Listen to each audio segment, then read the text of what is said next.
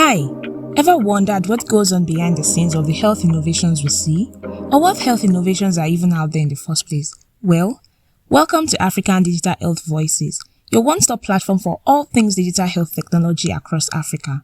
From interviews with founders to pertinent conversations with stakeholders around tech-enabled healthcare, as well as updates on the latest in health tech, you are in for a good treat.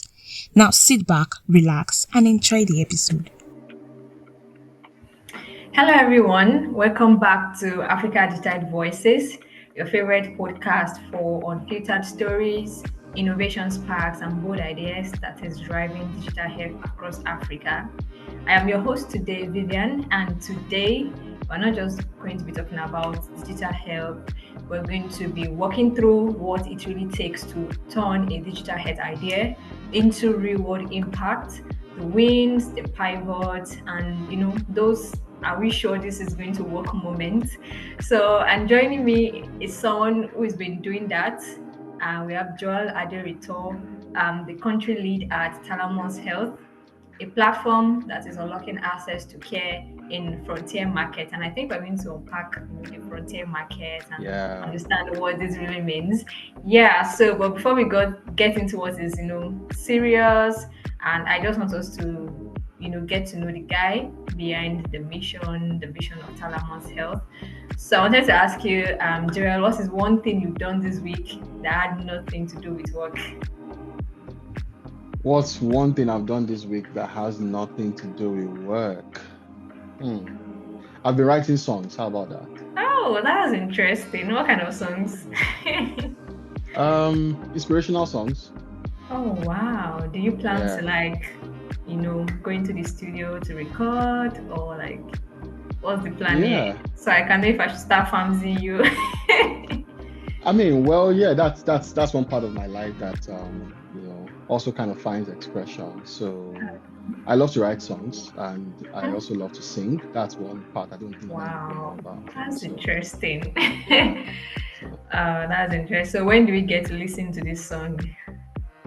if you search my name on any of your streaming platforms, you should hear a couple Really? of songs from me. Yes. Wow, that's so cool. I think I'm going to check Yeah. that right after this podcast. Just punch in the name Joel Aderinto, Aderinto. Any Wow, streaming platform, you get a couple of songs from me. that's interesting. That's interesting. So second thing I'd like to ask is that if you were it in digital health, what would you probably be doing right now? So aside from the songwriting, what else will you be doing right now? I'll probably be touring the world as a musician. I'll probably be touring the world as a Uh, musician because I love to travel. So oh, and I love to okay. do music as well. So I think I'll All probably right. just be touring the world as a musician. Oh, that's interesting. That's And what I'll now be that doing. I'm fancying you, I hope I can be in your list of travel partners and stuff. Well, time will always tell. Time will All tell. right, okay. So let's get back into digital health now. So take us back. What's the origin story? In terms of Talamus Health, how did you get into this space? And did you ever think you actually end up in digital health? Thank you very much, Vivian, for having me, and thank you to every listener out there listening to this podcast. We're going to make it very fun and interesting as much as possible. Nothing too Yeah, serious. yeah, yeah. So, my journey to digital health, I think my background in healthcare kind of led me here. Okay, so I have my background in medical sciences. My first degree was in biochemistry many years ago. And shortly after that, I pursued a master's degree in public health from the University of Lagos, Nigeria. And as part of my studies while running my public health program, one of the things that was very key for me that I was learning during that time was how do we really improve the access that patients have to healthcare or the quality of care that they actually receive in public facilities, especially. Okay, so I remember that my research work was on the perception um, of care by patients, okay, and their level of satisfaction as well. And I worked in a healthcare facility, public healthcare facility, and certain things just stood out for me that I felt if I was in a position to address or to solve, I would like to do something differently just to make the lives of patients better. So my career didn't start in digital health. The first about 8 years of my career I spent it in the pharmaceutical industry, um, working my way up from being a medical representative in the pharma industry all the way to becoming a manager and then leading marketing support for the organization in Nigeria and Ghana. So I did that for a couple of years. And then until I came in contact with the founder and CEO of Talamus. So I'm not the founder, I'm the country lead in Nigeria. And Yeah. then it was a very interesting vision. I mean, I bought into it almost immediately. And I joined Talamus in 2019, and I've been there for about 6 years now. And it's been a very interesting journey. We'll talk about some of the interesting things that have happened over the years on this podcast, but that's how I found myself in digital health. It's been just interesting all along. That's really interesting. Thanks for sharing that background with us. So you mentioned about buying into the mission of Talamus Health, and I want us to really unpack that. Okay. So yeah, what was that turning point for you that made you commit to Talamus Health? What's the mission about? So every one of us, we all have either personal stories or stories of people whom we know who have had challenges accessing the right care. Okay. I tell people that people are patients or patients Yeah. are people. We all become patients when we need to access healthcare. And it is when you get to interact with the healthcare system, probably in your home country, that you realize how fantastic it is or how broken the system is. Okay. And just how things are so fragmented. Information is just so siloed. So I've had my own personal negative experiences with the healthcare system in Nigeria. And it was a personal one because it involved my dad, and the experience wasn't impressive, wasn't a very good experience at all. Sadly, he passed. Um, but we are driven by something that is bigger than just running an organization. Okay, and that's what's at the heart of the vision that Alamos has. And the idea behind what we do is to leverage technology to improve access for patients to care. Now, if you think about a typical patient who has a medical situation or condition that he needs to see a doctor for, one of the immediate things that the patient would encounter as a challenge is, where do I go? Who do I reach, or what provider do I need to talk to? Okay, so many times patients have to delay healthcare for several reasons. Okay, what Talamos seeks to do is to smoothen that process, to make it easier for patients to find the right care, to find quality care as well, while gaining transparency into their care process. Okay, so we're finding that patients are becoming involved in their own healthcare journey right now, as opposed to how it was before. And Yeah. in the age of transparency and all of that, patients want to, their care process to be transparent. They want to ask the doctor, Yes. what are you prescribing for me? What is this test you asked me to go and do? As opposed to what it was before, when the doctor just scribbles anything and tells you, go and show this to the pharmacist, they know what to give to you. Patients are asking very crucial questions.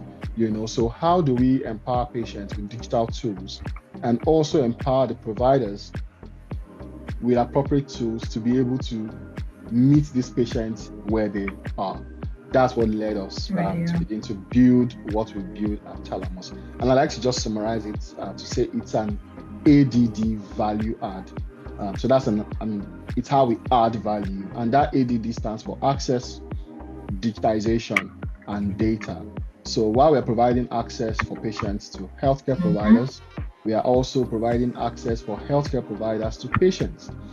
And we're also connecting healthcare providers like hospital owners, doctors, to pharmacies, okay, and suppliers. Yes, also connecting pharmacies to suppliers, okay. So it's all about access, okay, accessing the right market, accessing the right patient, accessing the right providers, who are the key players within the healthcare ecosystem. Also, digitizing the healthcare system also has its own value because things can get lost in paper.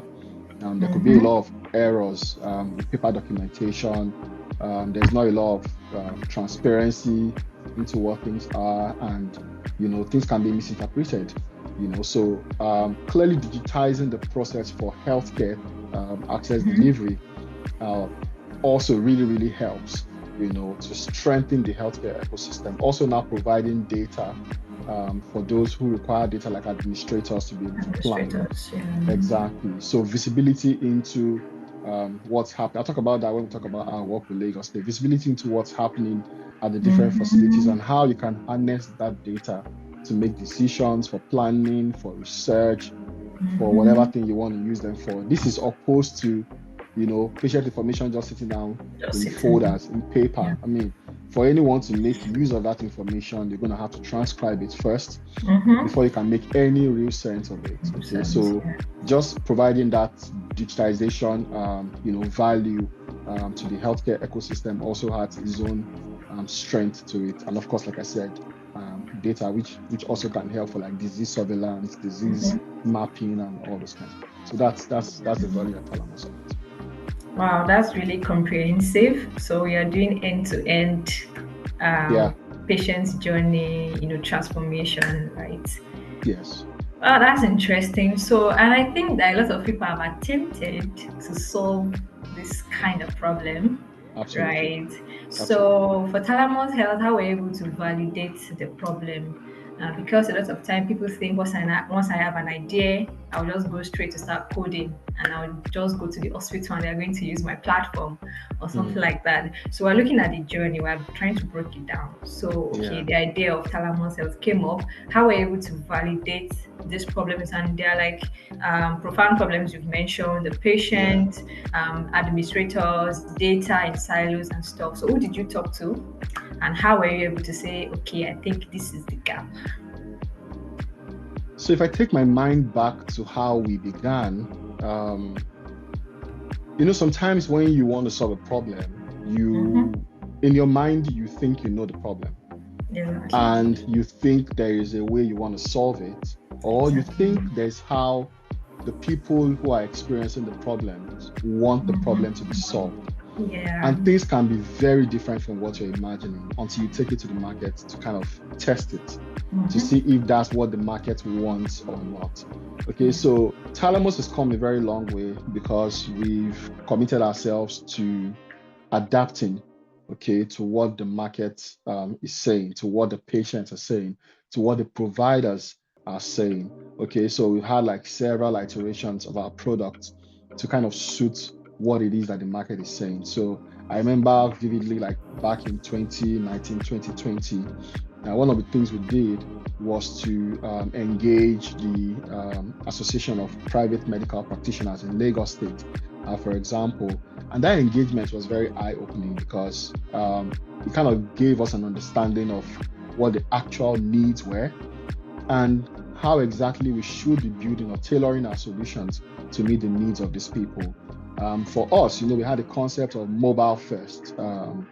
Because yes, mobile penetration was increasing, patients were now having mobile phones, internet access was improving.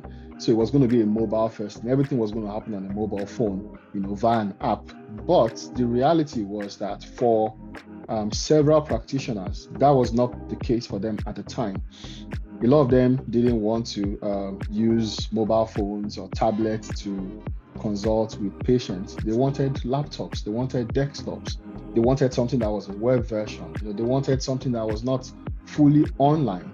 Okay, even though yes, there's internet access, but sometimes we do experience those downtimes once in a while. So they wanted something that was offline or had offline capabilities, such that when the internet trips, the system can continue to run until the internet is restored. So those are the kind of lessons that we learned early on. Okay. And again, the speed of adapting and iterating is also very crucial because the market can tell you something and then you can continue to push back and say, no, no, no, no, this is how we think that this problem is going to be solved. Whereas the people who are the end users are communicating differently. So it's all about how do you quickly adapt, how do you quickly tailor your solutions to meet those specific needs. And it's a lot, to be very honest. But what you can do is, you start providing everyone with some quick wins here and there, let them see that you are evolving or your solution is evolving to meet up with what their demands are. And that's exactly how Talamus has been able to really evolve and grow over the years, serving private and public health institutions in Nigeria and in frontier markets. That's interesting. I think I really like that point of actually speaking to those who are going to use the solution actually, Yeah, because their point of view a lot of times is different from our own point of view, like those of absolutely. us who are actually building and innovating. So I'd like to ask, you mentioned, they wanted laptops, not mobile, as you Yeah. had, initially planned. So what are some infrastructure challenges you had faced, earlier on, maybe during the pilot phase? Because people, a lot of times say, oh, there's no infrastructure for digital health in Africa. You need internet, you need this, you need that to even kick off your innovation. But I think we can do them pari passu, like we can talk about infrastructure on one side and also, keep innovating on the other side. Of So course. was there any infrastructural challenge you faced that maybe I would like call it limited, how you guys wanted to go about things, or that like served as a rate limiting step for you? Very good question. And I think you already kind of alluded to the point yourself by talking about it. So, in our part of the world, there are several challenges that sadly are still our current realities. Okay. Yeah. So, one of them, sadly, is power. Power is Mm-hmm. such a very major infrastructural challenge in Nigeria. I'll speak for Nigeria right now. In Nigeria, and the ripple effect of what the unavailability of power does for the economy is so mind blowing, because there are many business, in fact, not many businesses, most businesses rely on power. Okay. Definitely. Yes, because you cannot run, especially in manufacturing industries, and see if you have to explore alternative means of generating your own power, those come at a very huge cost. Which cost, Prior yes. to the era of solar panels that are all over the place right now, it used to be generators. Okay, so you have to get like a Yeah. generator, you have to get diesel, and the price of diesels are not cheap. And now this affects not just banks and industries, it affects hospitals, it affects pharmacies. Okay, so you walk into a hospital and there's no power. And I'm not talking about private hospitals alone, I'm talking about both Mm-hmm. private and government Public, hospitals. yeah. There are public facilities that have been spotlighted recently where a patient is delivering and they're using touchlights, to be able to see.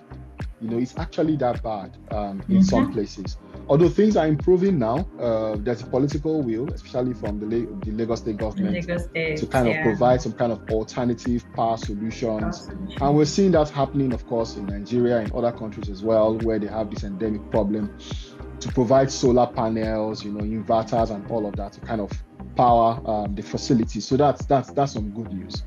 The other infrastructural challenge is internet. Yes. Okay.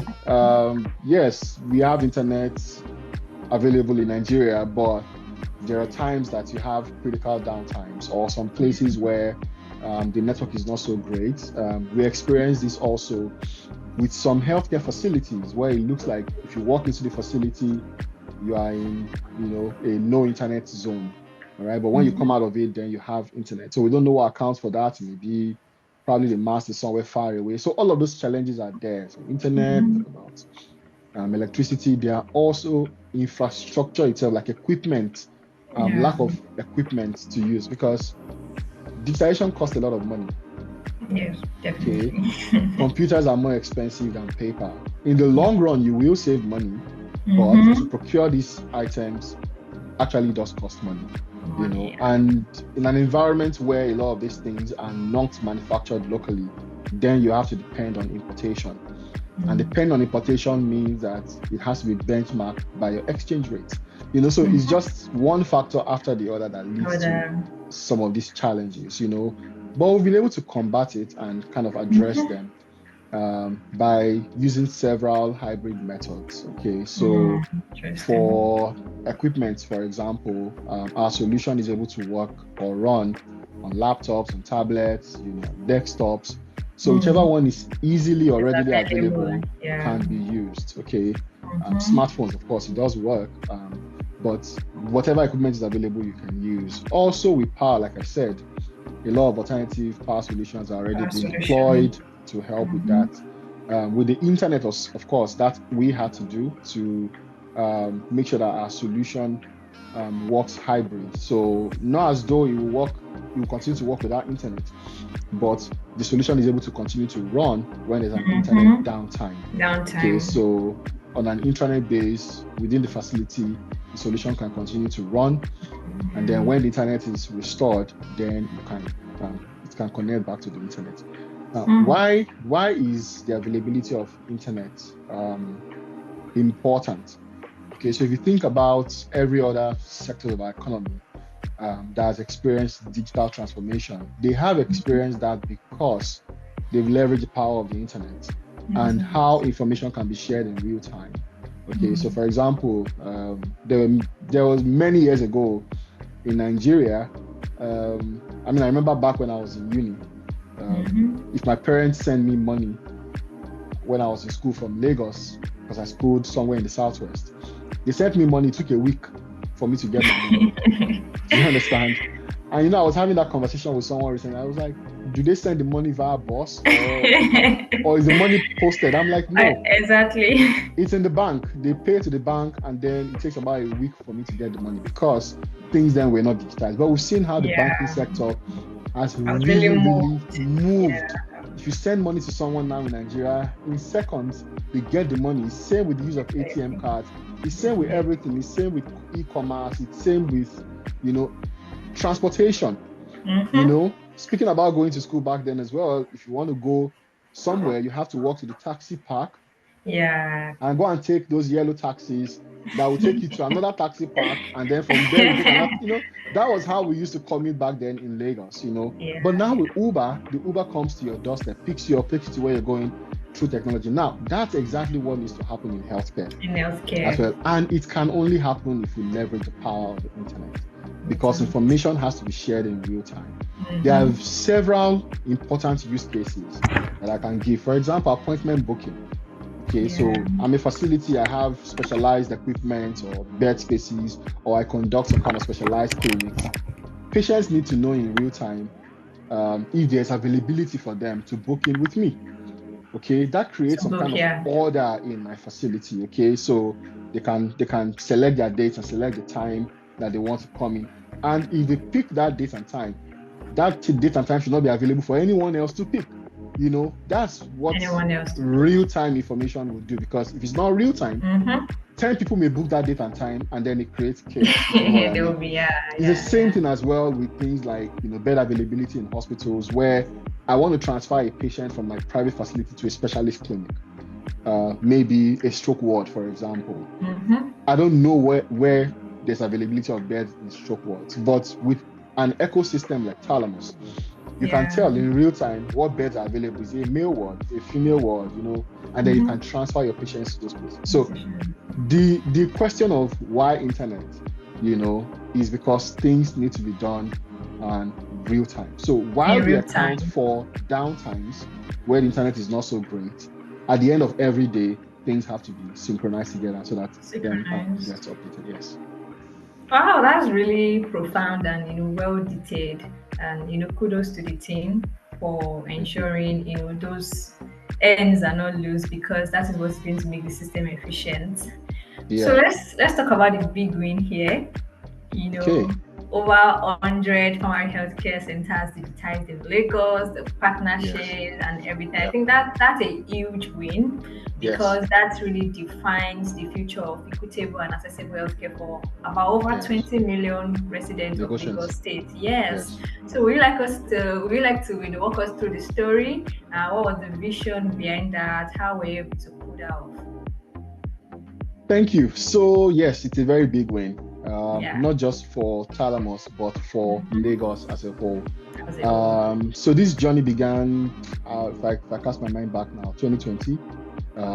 It was just about the time the pandemic hit, and the need for connected care became very obvious. Very Okay, urgent. because now Yeah. we're dealing with a pandemic.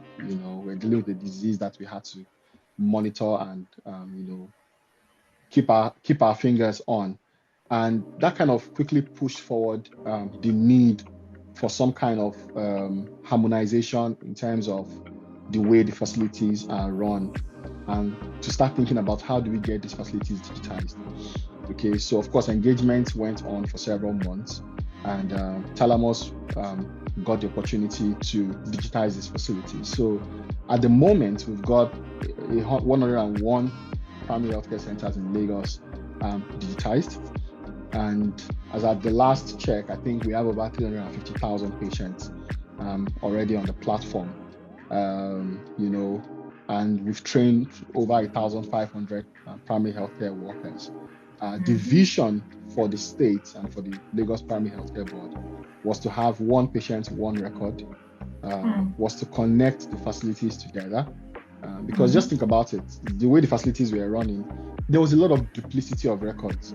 Okay, so I live in one part of Lagos today. I have my information domiciled there for several years, and I've lived there. And then maybe by reason of work, or I just changed my location, I move to another part of Lagos, and I want to access care. I have to go to another primary healthcare center. So what happens is when I get there, the information I have in my previous PHC is there, it's siloed there. This new facility have no record of my previous medical history, my previous surgical history, or whatever it is that has been domiciled in the previous facility. And they just continue, from wherever they can start from, So the need for us to connect all these facilities was very, very paramount. And I can tell you that today, there are no two patients in any PHC. Okay, because if you walk into another PHC, you just need to provide your phone number and your details are going to pop up, and then they can continue care. The doctor there can view your past history, your past vitals, and just continue care. So just thinking about a connected care for Lagos State in a way that even provides data for the administrators of care to be able to plan, where are we seeing the most specific symptoms or diseases? Is there a social need? So for example, maybe patients are coming down with cholera in a particular part of Lagos State. Yeah, What like do we do with that? real-time surveillance. Exactly. Is there like some water pollution going on there that needs to be addressed? Not just healthcare interventions, maybe even social interventions, for example. So those are some of the needs that was supposed to address. From a systemic point of view as well, too, was to kind of eliminate a lot of bottlenecks. How long it takes for you to get a patient's file. You need to visit some of these PHCs and see the tons of paper files and records that they house, and how long it takes for a patient's care to commence just because you are looking for your folder. We have not found it. Do you understand what I mean? So right now it's just prompt care. You come in, you have your name, you mention your name, they mark you as present.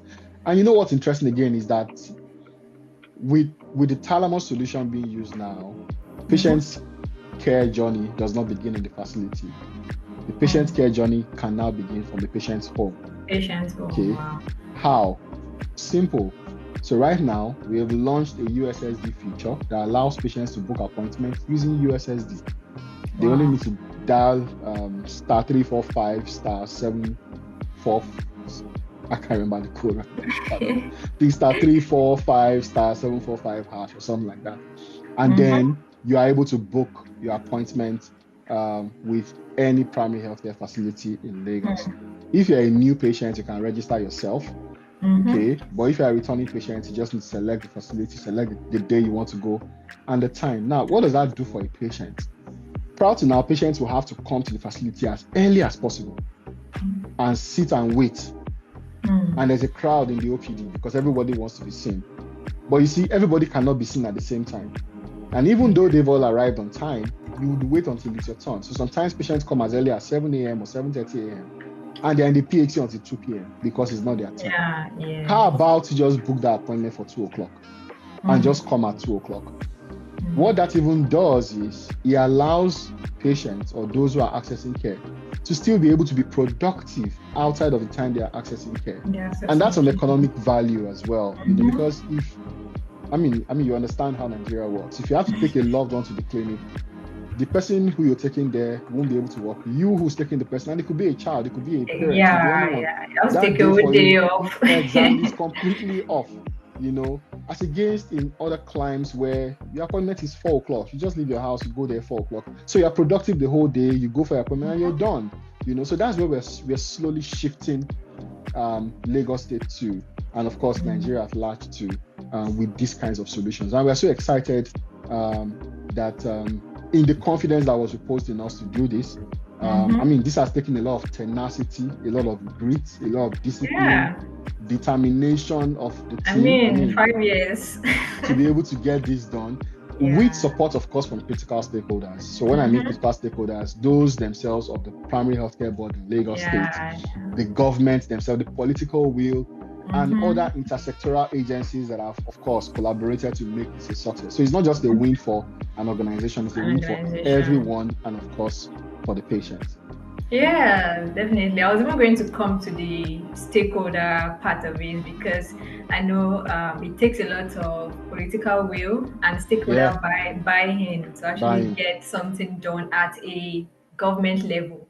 So I wanted to ask, like, how was that for you? We have the local council development area, personnel. We have Lagos State Primary Healthcare Board personnel, government personnel, you yourself from the private sector, then definitely you would, talk to the doctors on ground. So, managing all of that stakeholder expectations or trying to meet everybody's expectation. How was that for you? It was tough. I'm going to be very honest. It was tough. But you see, when you start with the end in mind, you know when not to give up or when to give up. Okay, so it was a case of when we even began, we had healthcare workers say to us point blank, see, this is not the first time they've tried to do this. They've tried to do this before and it failed massively. We give you guys 6 months. And you guys are going to be out of here. And then when they saw that 6 months, these guys are not relenting. We give you 1 year. They're going to be out of here. And then when they saw that 1 year, we're not going to, don't worry, it's 2 years max. But now, it's running on 4 years now. And we're still there and getting stronger. So yes, of course, there were a lot of challenges. I think one of the major challenges, which I'll say, is about change management itself. People get comfortable in how they do things, that having them change the pattern of work can be an uphill task. Okay, so a doctor who is used to just writing on paper, it's easy to write, trust me. It's easy to scribble. It's easy to just, write those their special handwriting, write those medications and just pass it on, as against having to type, or input on the tablet and all of that. But you see, the vision behind what is the value when I write and when I input. Okay, like I said when I began this conversation, there are tons and tons of data that are lost in paper folders. Okay, sometimes those things are destroyed by termites, by rain, by whatever it is, and it's lost. Valuable information that could help planning or could help with something or research, that's no longer available. So when we start with that end in mind, it kind of eases up how people change. Okay, it will be tough, and it was tough, and it is still tough because there's some changes that you cannot just tune people's mind or flicker a switch and then they've changed. Things, for example, like you having elderly staff at PHCs who are not familiar with using computers, tech savvy, who are not tech savvy, so how do you bridge that gap between what they know and they're able to use? For example, their phones, you may not be so tech savvy, but you can use your WhatsApp, you can use Facebook, you can input things. Okay, so how do we use that human-centered design approach in how we also optimize the solution for people like those? Okay, so that it's not too technical for them to say, I have to go here, go there, and then it's just because then it becomes confusing and they lose interest. Okay, but when they see that, okay, this thing is not as bad as I'm thinking it is. So this to press here, I can press. This to put it here, I can put it here. Just do this, do that, and simple steps, they're done. And again, the way the PHCs operate, each different role has different permissions and interfaces on the solution. Okay, so a medical records officer does not see the entire solution. He only sees aspects and features of solution that pertains to registering a patient. and marking them present. The Chu or Cho who does the vitals would only see relevant parts of the solution that allows them take vitals. Everybody sees. So it's not like a big, like I'm just confused. Where am I going to click? It's just simple steps which we taught. And of course, we've been doing supportive supervision for this staff in all the 100 PHCs over the last 3 years. Had dedicated staff that go there all the time to do a lot of hand holding, helping them to transition to using the solution. And now we are at the stage where they are now taking ownership of it themselves.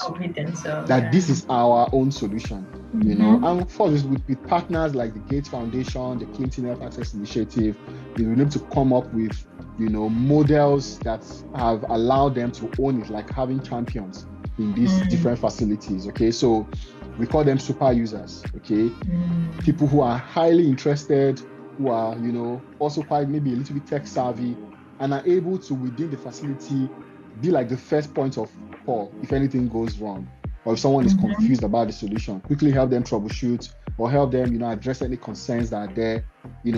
That model is actually working because it's helping the facilities to take ownership of that process, of that digitization, knowing that they want it to succeed, they want it to work, and actually they are seeing it work. And I think that's the beauty of what they call human-centered design thinking, as you said, having those people actually in the middle of your innovation, getting feedback as you're innovating and as you're deploying these tools. So let's talk about sustainability, because I think one thing about digital health so far is we have a lot of pilots, we have a lot of tools that have come into the limelight, but down the line we just see that these tools are no longer in use, right? And I think one major issue is that funding. Who keeps financing this? And I think sometimes when they pull out, this innovation tends to stall, or they just tend to just go down the drain like that. So in terms of sustainability and also looking at the political will, another government can come in place and say, you know what, we have our own tool. These things are they are not unusual, and they have happened before, where you install something and another administration will come and say, no, we're not. They want to change it. Exactly. So what's the plan for all of this? So sustainability is very critical. I mean, it's a very spot on question. And there are several areas to look at sustainability. Like I said, when we began, they told us point blank, we've seen this before. Yes. It's called pilotitis. Like several pilots, they've done it and then they've gone away, Yes. But with this is not a pilot, because you don't pilot in 100 locations. Definitely. Okay, exactly. If you want to pilot, you take 5 or take 10. Just a sample of them. But when you go full above 100, this is absolutely not a pilot. This project was not a pilot at all. Okay, I think one of the critical things in terms of the operational sustainability is having the users own it. Okay. Yes, have them own it. Okay, because then if a new administration comes and say, oh no, we don't want it anymore, the question is going to be why? Why would you say that we've gone through this hurdle of learning this solution, how to use this solution? Now you want to bring another one. So the ownership of it has to be both by the users and of course the patients themselves. Okay, and it's something that works. Okay, you don't need to reinvent the wheel. There's no way you want to reinvent it. This is working. The people are using it. Of course, it's open to optimization. And it's a continuous process, okay, which we are also happy to do. And we are actually doing. We're optimizing the solution. In fact, now we are inputting a lot of AI features in there that will I was just going to ask. Exactly, that will help clinicians to be able to use the solution better. So clinical decision support tools, that will help them and speed up their work, and also ease the burden that they have to go through, and things like that. So that's how you create sustainability, because now they're familiar with it. Now they've been using, now they love it, now they, comfortable with it. There will be no need to change that. Now, from a financial point of view, we know that solutions like this cost money to operate and to run. Okay, so yes, while this was a Lagos execution in the first few years, conversations are ongoing to actually switch the business model, okay, to one also that is now owned by the facilities, By the owned by the facility. patients, you know. So those conversations are ongoing, but as an organization, we're committed to making sure that this project continues to run. Continues to Okay, run. and we actually are having conversations around the best financial models Model. that will ensure the sustainability of the project and Hmm. even scale the project because Lagos has Mm-hmm. 326 primary healthcare centers. We've Yes. only done 100. Now the 100. experience is not there's no equitable experience because I'll give you an example from two perspectives. A patient perspective, I've been using, say, Fakwaja, general primary healthcare center that is digitized. My experience is better. Now I go to another one that is pen and paper. I'm like, what? Why are you guys still using pen and paper?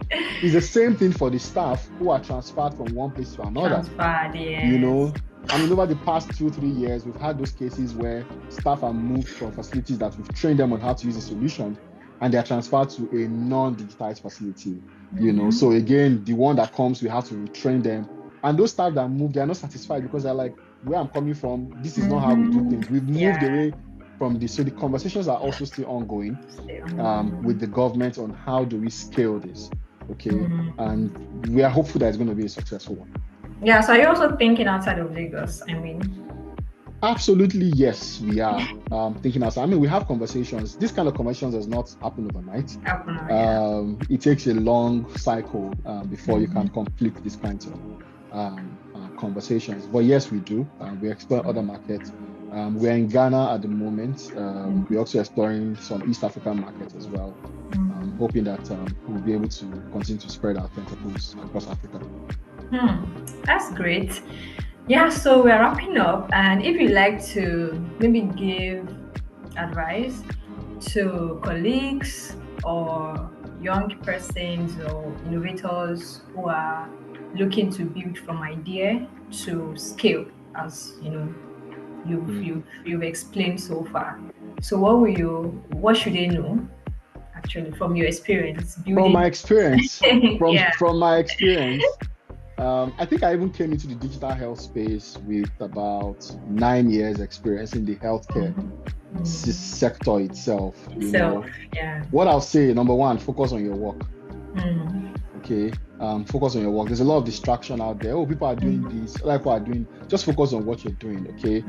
Once you understand the peculiarity of the market you want to serve, and you've identified how you want to solve that problem based off real information, maybe analysis that you've done, and you see that there's some value that you can offer, just focus on your work. On your work. It will take time. It doesn't happen overnight. It will take time for people to accept, what you're trying to offer, but just focus on it. And be able to fail quickly. Don't be scared of failing. What we've done, it hasn't been without a lot of, pushback here and there, or things I will call failures in quotes. But the truth is that you learn from them. Okay. Whatever it is that you don't win in, you learn from. Do you understand? So you fail quickly, you learn, and also learn to manage your people, the people who work with you. People scale products. Okay, it's people that build products, it's people who scale products. And finally, know when to change. Know when to change your strategy, know when to change costs, know when to change your products, know when to change your market. You cannot stick and say, no, this is how I have to It do has this. to work. It has to work. He's going to work. Truth is, it may not work that way. You have to learn to be very, very adaptive. It's painful because Flexible. sometimes you must have probably invested a lot of money building, you are looking at sunk cost. The fact that I've sunk in this amount of money, then we have to just continue. No, it doesn't work that way. You have to know when to quit and know, okay, at this point, I think, no, we have to change course. Let's change our strategy. Let's change our plan. Let's change our model. Just be very adaptable, very flexible, and then, success to you. Thank you, Joel. This has been so refreshing. So, Thank what you. next for Talamus Health? Are you building anything exciting? Like you talked about AI, I know you just briefly mentioned it. So, Yes, what's the AI thing? yes. Well, I think I already mentioned it. It's all about incorporating clinical decision support tools into our solutions, things that will make the work of the providers easier. Even for patients, that will give them a lot of transparency. So you can sit down on your phone. If you have a prescription from a public facility, You can take a picture of it, and then you can search from the network of pharmacies where those medications are available. Because patients go to a facility, they give them a prescription. The patient who is sick has to start searching for where the drugs are available. Then you go Yeah. to this pharmacy, they tell you, oh, we only have two. The remaining three is not here. You go elsewhere. It's a pain on its own. How Mm-hmm. about you just put that on a platform? It tells you where everything is available, tells you the cost of it, Mm-hmm. tells you how Yeah. close it is, and you can even order it to your home. Mm. So these are the kind of things that we're thinking about in how the patient experience of care can be improved. And Mm. the patient care journey used to be linear before. It's no longer linear Mm-hmm. Mm. anymore. Patients used to use one facility and just stay on it almost all their lives. Yeah. Now, people are consulting doctors for second opinion. People are Yeah. traveling abroad for medical tourism. And Tourism. their records are in several places. So how do Mm. we bring all of those together, make it part of that patient's data, and then Mm-hmm. allow it to be harnessed for several purposes, and also for the patient benefit as well. That's great. And I think also for harmonizing the data that you are generating, I think AI would make everything make sense Absolutely. holistically. Yeah, so that you can Absolutely. generate evidence to support, clinical decisions. Even for governments, they can use this data to also understand disease surveillance, predictive Yes. analytics, and all of those things. Yeah, Yeah. this has been great, and I think it's Thank great. you. It's great work you're doing at Talamus Health. Thank you. Yeah, and we can see the vision, the grit that has gone behind the Thank you. scene. Yeah, so great job. So where Thank can you. our audience find you or learn more about Talamus Health? Do we need to So, download I an mean, we do, app? yes, there's an app available for download. Okay. We are actually on social media as well. If you want to chat to us on Instagram, but you can just search www.talamushealth.com, okay, to learn more about us. You can follow us on all our social media platforms, LinkedIn, Instagram, Twitter, Facebook as well. We have a very active social media team that's pushing out a lot of information about what we do. So All we'll be right. happy to have you follow us as well. Great. And where can we find you too online? Okay, so I am Joel Aderinto on every social media platform. That's Joel Yeah. Aderinto on Instagram, on Twitter, Facebook, and on LinkedIn as well. So you can follow me. All right. Thank you so much, Joel, for your time. Thank Thank you you for very much, yeah. Vivian. Thank you Thanks to for your time. everyone listening. Don't forget to follow us at Digitized Africa, Africa Digital Voices. And if you learned something today, share this episode, tag a friend who needs to hear it. Until next time, keep building, keep learning, and keep using technology to make health more efficient in Africa. Thank you. Thank you.